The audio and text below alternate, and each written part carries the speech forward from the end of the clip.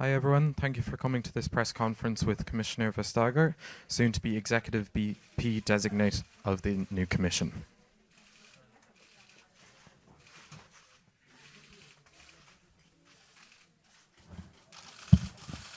Hello, welcome to this now very photographed event. For the first time ever, I forgot my phone, but you would have made a wonderful picture. I can tell you that. It's my third web summit. I've been looking very much forward to come here. Even more happy to be here, and of course looking forward to speak or to be in a conversation on stage later this afternoon. Since time is short and limited, instead of telling you what I think you ought to hear, better me try to answer your questions, because that may be what you want to hear. So take it away. Sure. Okay. Hi, Elizabeth Schulze from CNBC. Can you give us an update on your ongoing investigations into the big tech companies, specifically your formal investigation into Amazon, the Apple Spotify complaint, and any questioning of Facebook regarding Libra? Thank you. How long do you have? No, it is absolutely correct to say that we have quite a number of investigations. We are on the Spotify complaint. We're in the process of analyzing the Apple response to that complaint. On the Facebook marketplace request for information, we're in the process of receiving information. It's quite a substantial set of questions that we've been asking about the marketplace and how that works. On the Libra, this is kind of special because the Libra doesn't exist yet. And we do have the powers to look into things that are still in the making. But this is an all-commission actually endeavor. We look into it from a competition point of view. Colleagues of mine, they look into it from a financial stability point of view, from a point of view concerning money laundering, fraud, terrorist financing, all the things you don't really want to know about. So it's a lot of colleagues, and we coordinate internally in order to be able to have a full view, but also in order to be able to answer questions from member states who have quite deep concerns about what would be the effect of Libra if ever launched. Hi, Natalia Josiak from Bloomberg. I had a question about Google and Fitbit because they announced a deal earlier this week. And you've mentioned in the past that you have concerns about large tech companies acquiring smaller players for data concerns. So would the Commission be concerned about a powerful company gaining sensitive health data and to combine that with profiles that they have on users? Well, I cannot ask that in specifically in detail, because it's not something that we have looked into on this Google thing in itself. But in general, yes, we have a concern if companies merge because of data. And then we look into these questions as a question of, does this create a barrier to entry? Will this make it more difficult to innovate? And of course, with colleagues, also see if there is a risk of privacy issues arising from that kind of data coming together. Hi, Fu Yunji from Reuters. You are looking into Apple Pay, and previously you had mentioned there was no interest because it's not a dominant market player. Have you changed your mind on that? Do you see Apple Pay now as the dominant market player, and that's why it merits regulatory scrutiny? Thank you. Well, it very much depends on the market in question. And since markets also, when it comes to payments, are developing, and also the market and how you as a consumer see yourself, depending or not depending on the ecosystem of your provider. We have a second look at the question of what market we're dealing with, and we've been asking quite a number of questions because we get many concerns when it comes to Apple Pay for pure competition reasons, that people see that it becomes increasingly difficult to compete in the market for easy payments.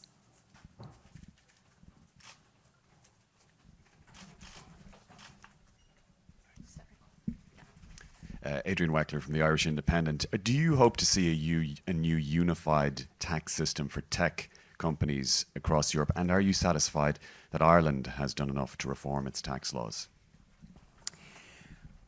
Well, yes. On your first question, I would very much like to see not only a European but a global agreement.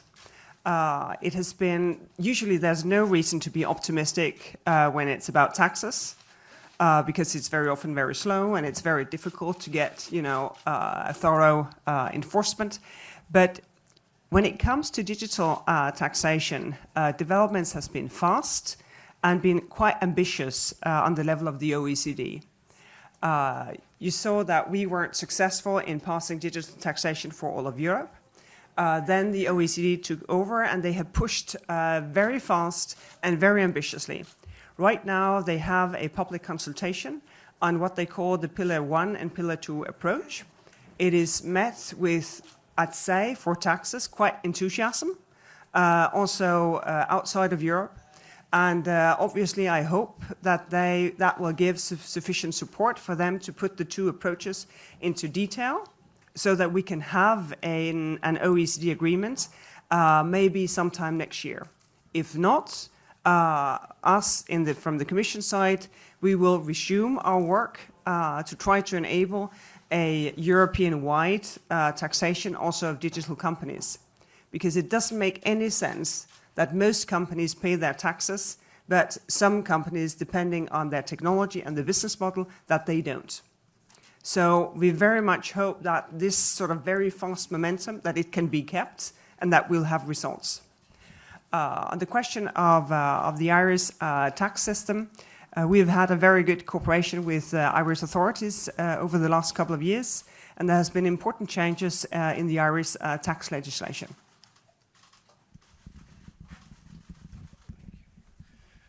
Jordan Walden from Deutsche Welle. So I'm wondering if your extended portfolio covering digital policy actually means you'll be in charge of the internal market, and if yes, if you'll have a significantly different approach to how you classify things like Airbnb and Uber, and whether that will see them move from tech companies to service providers.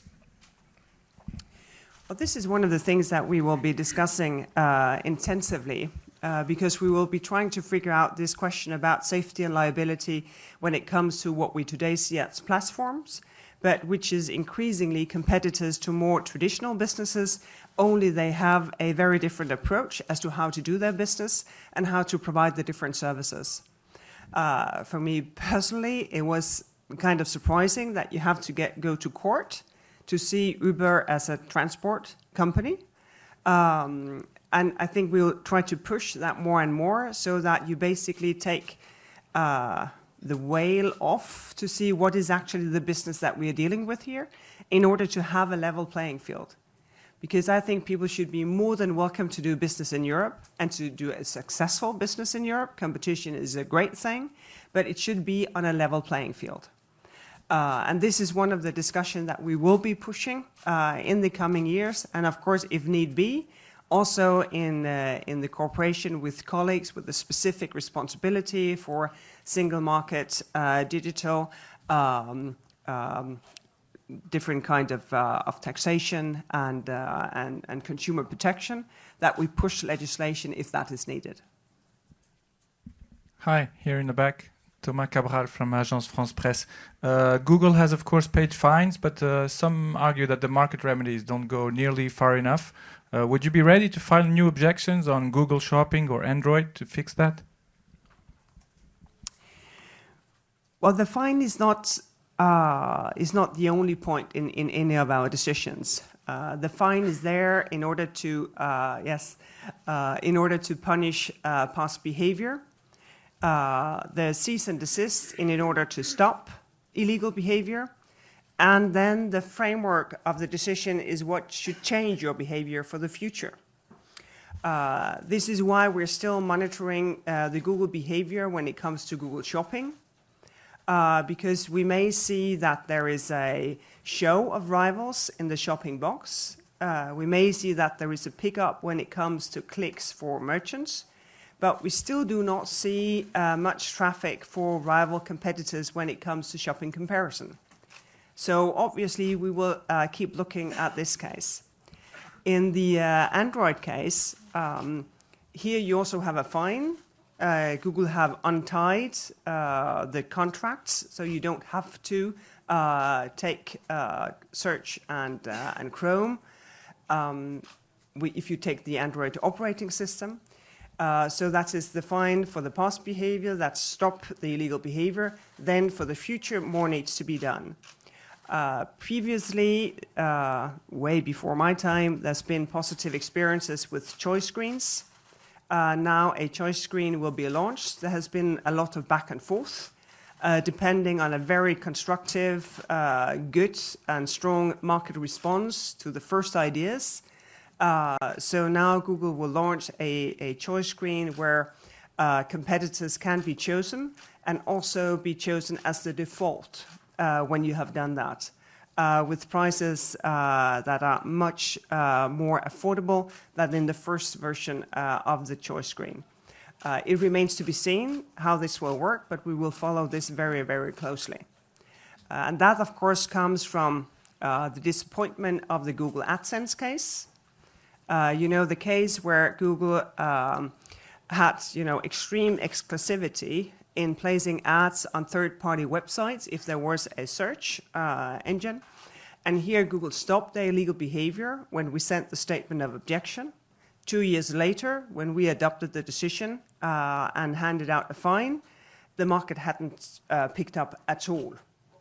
And these three very different follow-ups after a decision is some of the things that has taught us that we may have to be much more into market repair or market restoration, because in markets that are driven by platforms and extreme economies to scale, once you own a market and you dominate that completely, if illegal behavior takes place, it will take more than a fine and a cease and desist to restore competition in that market. And this is one of the things that we'll look into in the next mandate. So in the US, Facebook already launched its News tab.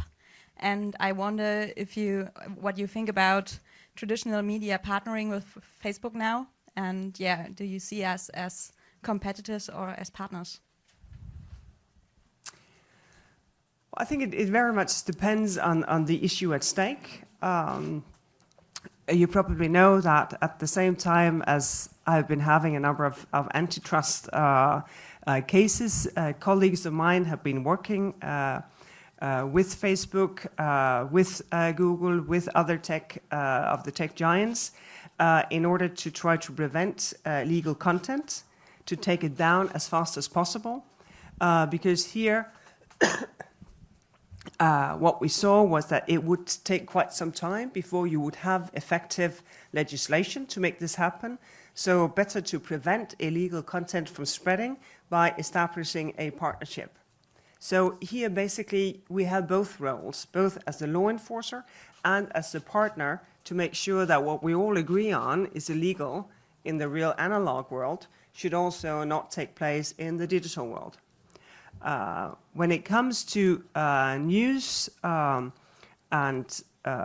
all that comes from that, obviously we hope that in the European markets that the different players will play by the new regulation on copyright to make sure that journalists, artists, songwriters, authors, all the people who create content, that they get proper remuneration for the work that they do, and that then allows for others to make a business of the ads and the data collection that comes by enabling people to see the work done by, for instance, journalists.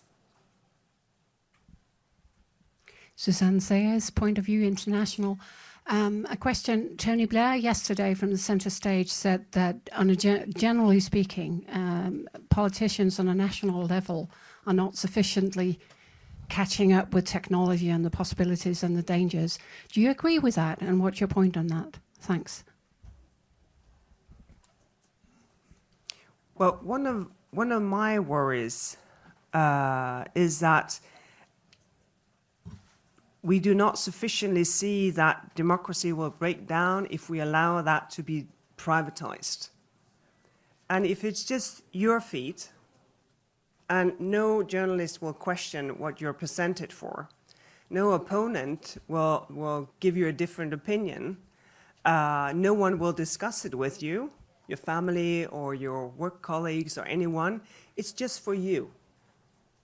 Then democracy breaks down.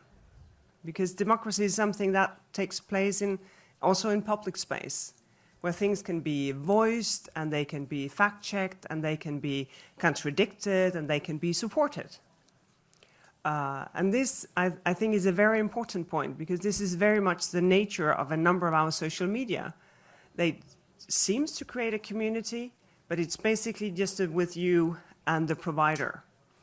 And here I unfortunately think that we also need, old school measures, like being together, coming together, recreate public space where you can hear things with other people, you can discuss it, contradict it, support it. And then I think we can find a much better use of social media if we kind of insist that democracy really needs to take place among people in a real community. Hello, Ana from Negócios in Portugal. Banks are saying that there's a huge regulatory difference between them and FinTech. I would ask you if you agree with that, and if you think that FinTech should be increasingly more scrutinized, like in the next few years. Well, first of all, I see a lot of potential in FinTech. New payment services that make it easier and faster and less painful for me to give money to my children. So I think a lot of things that will facilitate payments as one aspect of FinTech. Maybe new investment products allowing people to have a different relationship with smaller businesses that they invest in. I think there's a lot of good things to be said about FinTech. When that is being said, obviously we're very well aware of the risk of unlevel playing field, because banks, they will have, tons of regulation, a lot of that coming after the financial crisis, because then you saw what effects bank can have on our entire economy.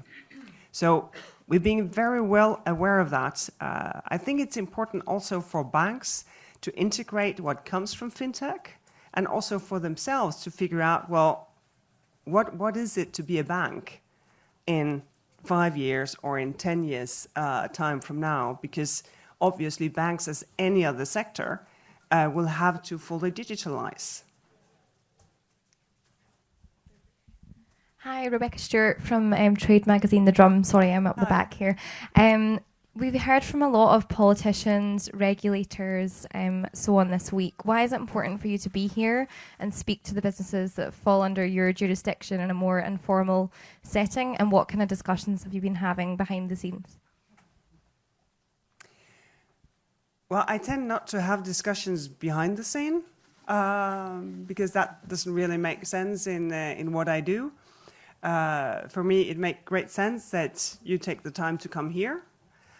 Because I think there's a lot of things still to be said and to be discussed, not just among ourselves. I think among, for instance, competition law enforcers, we can very fast cozy up and exchange ideas and experiences as to how we get the bad guys and how we support the good guys. When you're in a place like this, you meet all different kinds of people. You can take a walk in the different exhibition halls here and get a sense of what is moving. That is, very inspirational.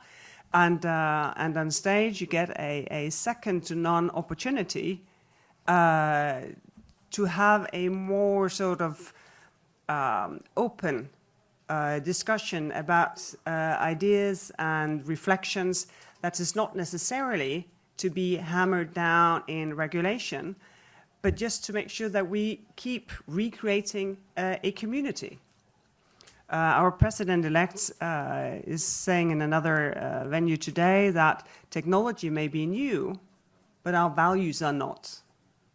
And if we want our fundamental values to travel with us and to be reinterpreted when we embrace new technology, well, then we need this kind of events to be able to talk about it. Commissioner Vestager, we're going to have to leave it there. Thank you very much. Well, thank you very much for coming. It was a pleasure.